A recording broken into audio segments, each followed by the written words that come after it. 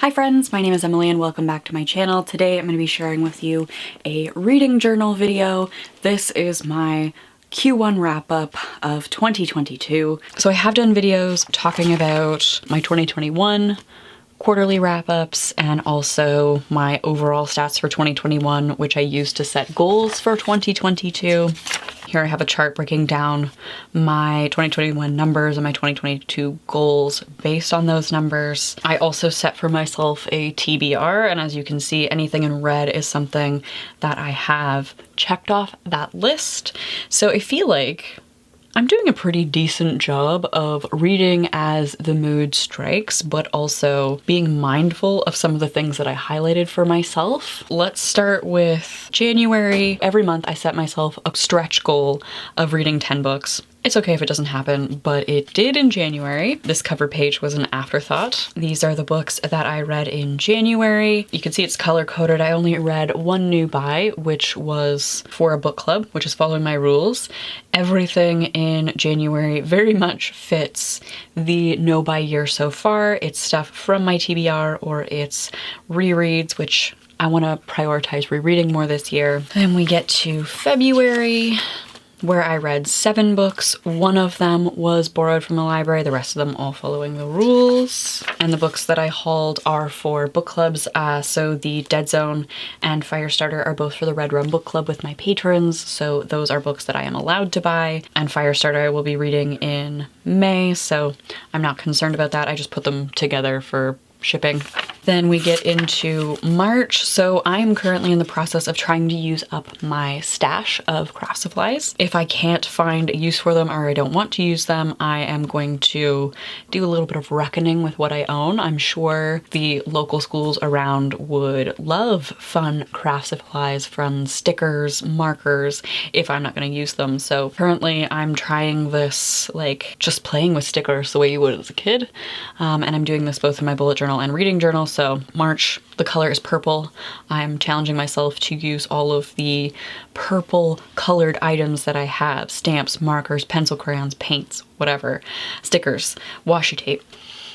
Everything that I have collected and am hoarding, I am using. So for March, I set the stretch goal of 10, which I met. I read 11 books. One of those was a DNF, which brings me to the fact that I now have to consider what I'm doing with a DNF. I decided to consider it a story attempted because I want to know if I am reading and DNFing from my TBR. The goal is to tackle the TBR. That's why I'm tracking my stats in part. I do want to count it as a book that's coming off my TBR, but as a total of the things that I'm touching, I did count, because I'm keeping track of page count this year, I did track the like 130 pages that I read from Boy Snowbird, which I DNF'd. I have decided to count it as part of the total, but also note in places where I am DNFing.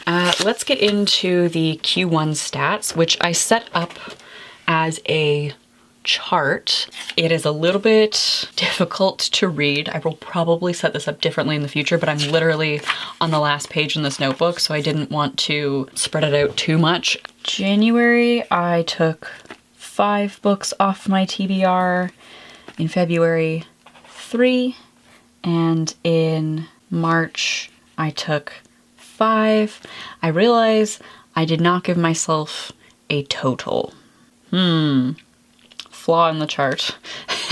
13, which is 46% of my reading is from my TBR, which I feel like is pretty good. Almost 50% is from the TBR. So 8 of my reads in Q1 were rereads, which is 29% of my reading. So new, I just skipped a line there. 1, 0, and 2, which makes sense. 3 months, 3 book clubs.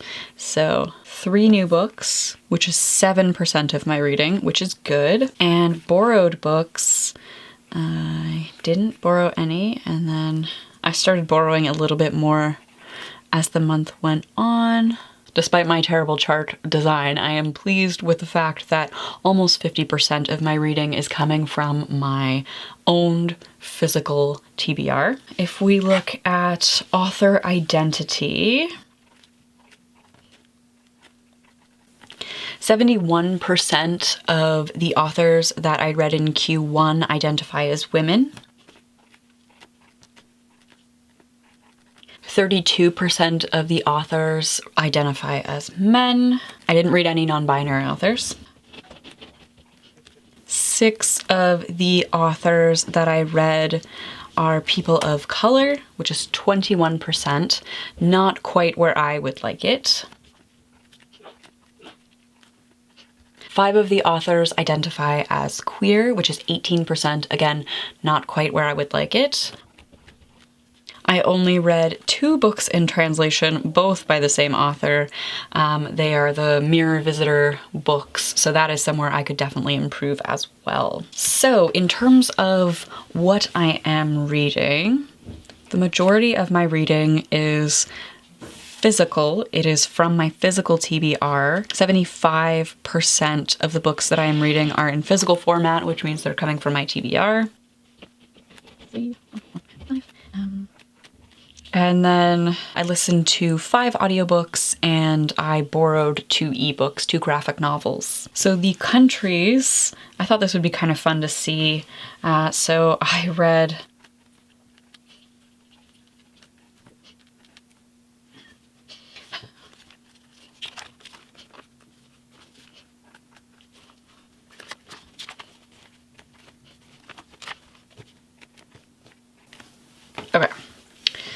So I read 1 book from Australia, 4 from Canada, 2 from France, 5 from the UK, and 16 from the USA, which means that 57% of my reading is a US born or based currently author. That doesn't super surprise me. I am surprised that Canada is so low because I do generally have an interest in CanLit. Like I mentioned, I read 10 in January, 7 in February, and 11 in March. That is 28 books so far this year. And my page count, which I have decided to count this year just for shits and giggles to see, like, maybe in the future, instead of a book count based goal, a page based goal would be better, and it would make me feel better about tackling those long books. So like, if I set the goal of tackling, I mean, it looks like I'm averaging somewhere around 2,500 if we look at these two. This is the Q1 is an outlier. Overall, I feel like a goal of 2,500 pages would be a good goal, at least based on Q1. So that means that like when I tackle a big book that's like 600, 700 pages, you know, it feels better, right? It's that reminder that like the count of book shouldn't matter. Let's look at my goals. So I set a goal of 70% of my books coming from my TBR. I feel like that was maybe unrealistic because I mean, almost 50% is still good. I'm happy with these numbers, right? That 46%, almost 50% are coming from my TBR. I feel like this 70 is probably unrealistic given that I do plan on doing rereading. I mean, we can stretch for it, but I'm pleased with almost 50%. I have hit my goal of 70% women. It was my goal to be reading 50% BIPOC authors, to be stretching for that, and I did not achieve that. I am at 21%, and again, I set the goal of queer authors. So last year I was achieving around 22%, so I set the goal of 30%, and I'm at 18%. I hadn't tracked translation, I hadn't tracked pages, I hadn't tracked the medium or the formatting of the book. So these are all sort of new stats for me. I hadn't tracked the countries that they were coming from. Some interesting things confirming what I sort of knew about my reading, I suppose. I mean, this is just Q1. I feel like this is sort of an observation thing, and then at the halfway point in the year I might reevaluate my goals, but at this point the goal is just observation. I did just want to take a moment at the end here to show off my new reading journal because we're at the end here. And I have moved into my new notebook. So I have this sticker from a local artist who actually works with my sister, her Etsy shop. I will link that down below because I think her stickers are adorable. So I have that on the front. And I have done a little decorating. And then again, in an effort to use the craft supplies that I have gone from purple to blue. So I have my recycled tea tin with all of my blue markers and pens. And I pulled out all of my blue stickers and washi tape, and we're gonna just have fun with that this month. I gave myself a little gold tabby at the beginning of this next quarter. That's something that I didn't do this quarter. Last year I tabbed each of the months, and I kind of regret not tabbing. Like, I ended up with yellow tabs here anyway, just post-it notes. So I think I'm gonna tab each month again just to flip to things easier. What I have set up for myself is the stats area where I am tracking things, and I have set up the page to track books. Normally I leave myself a little space to like quickly reference while I'm filming. So I have that all set up for April. I have a little post-it note here with my April TBR. I've already read one of them. So I am set up for success this month, and I am excited. I'm excited to get to a new quarter, a fresh notebook, you know, all the good things, all the good feels.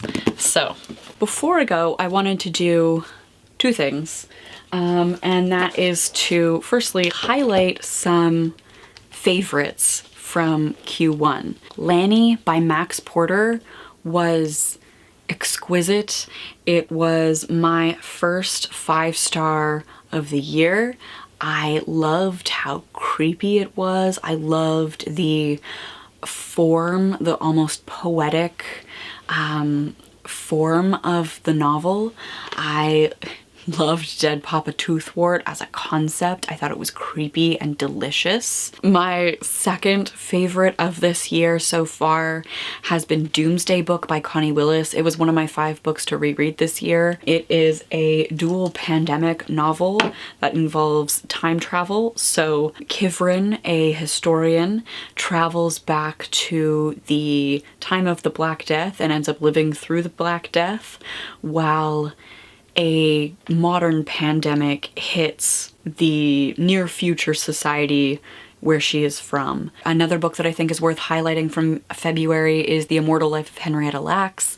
It is a piece of nonfiction that looks at the woman whose cancer cells were used to make incredible medical advances. They were given away for free to advance science. It's Rebecca Skloot uncovering who Henrietta Lacks was as a person and really acknowledging what her cells, unknowingly taken, have done for us. It was a great read. Those are my 3 5-star reads of the year. I have a lot of like 4.5-star reads. It's been a good year so far. I have been really choosing a lot of wins for myself from the TBR, and that's been really great. I did want to briefly talk about the no-buy year, how that's going so far, and I'm using no-buy sort of loosely, I suppose, because I am still buying things. Like, I have given myself rules and I am following those rules, and some of the rules do allow me to buy books because I prefer the pleasure of a physical book. I have allowed myself to purchase physical books for the book clubs that I'm hosting. That's 1 a month for all of this year, so that is 12 new books, unless I already own copies, but in theory I have allowed myself 12 new books. I feel like that's okay. I feel like reading is supposed to be fun. I enjoy holding a physical book. I enjoy the process of taking a pen to paper, of circling everything I want, of like drawing on the page and really interacting with the physical text. I enjoy the act of making marginalia. And because reading is supposed to be fun, this is my hobby, I want to do what gives me pleasure, right? Like, I don't want to strip all joy from this because I've set myself an arbitrary rule. At this point, at the end of Q1, I am okay to continue with that rule. I'm allowed to buy books for book clubs for Q2. The other rule that I set for myself was that at the end of the quarter, I'm allowed to go through the wish list that I am keeping, any books that really spark my interest that in the past I would have impulse purchased, they would have come into my possession, they would be sitting on these shelves unread, probably. And I'm allowed to go through that wish list and pick one book if I feel like I'm doing quite well. And so because I felt like I was doing a good job tackling my TBR, working on some of my reread goals, so I feel really good about that, and I decided to treat myself. Now, I did make a video going through that wish list and sort of documenting my reaction, and it was surprisingly difficult to pick one book, and actually what I ended up doing was getting on the library holds list for quite a few of those books on my wish list that I could get. Like, if I feel like I'm not tackling the physical TBR that I own and I'm just going to the library borrowing, then I mean, it's still reading, it's still a hobby, it's still for pleasure if I'm having fun with it, right? Nothing new is coming into the house that I'm just warehousing.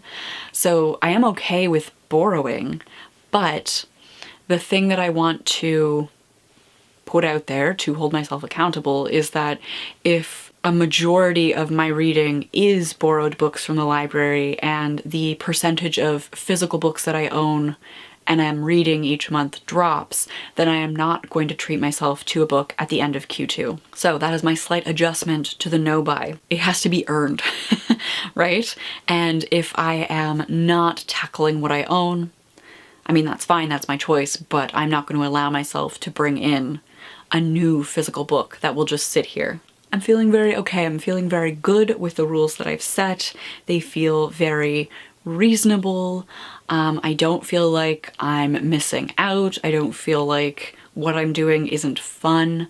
I'm enjoying actually getting to these books that I have curated and like carefully chosen and held onto for years. I'm enjoying the process of exploring the books that I have collected for myself. That brings me to the end of this Q1 wrap-up. Let me know how your reading is going so far this year. I would love to know if you have a standout book so far in the year. I mentioned those 3 5-star reads. I'm very excited to continue to explore what I own and to find some new favorites, to find some new standout reads to share with you all. So before we go, we have to thank my patrons. Thank you, patrons, for making videos like this possible. The April drop-in book club book that patrons have selected for us to read is A Room of One's Own by Virginia Woolf. The live stream is open to everyone. We will be meeting on the last Saturday in April. I believe that's April 30th at 4 p.m. EST. I'm excited because I've had some comments on it already as it being a fantastic read and an absolute trash read. I'm curious to see where I fall. That being said, I hope you are doing well, that you are staying safe, and I will see you soon with another video. Bye!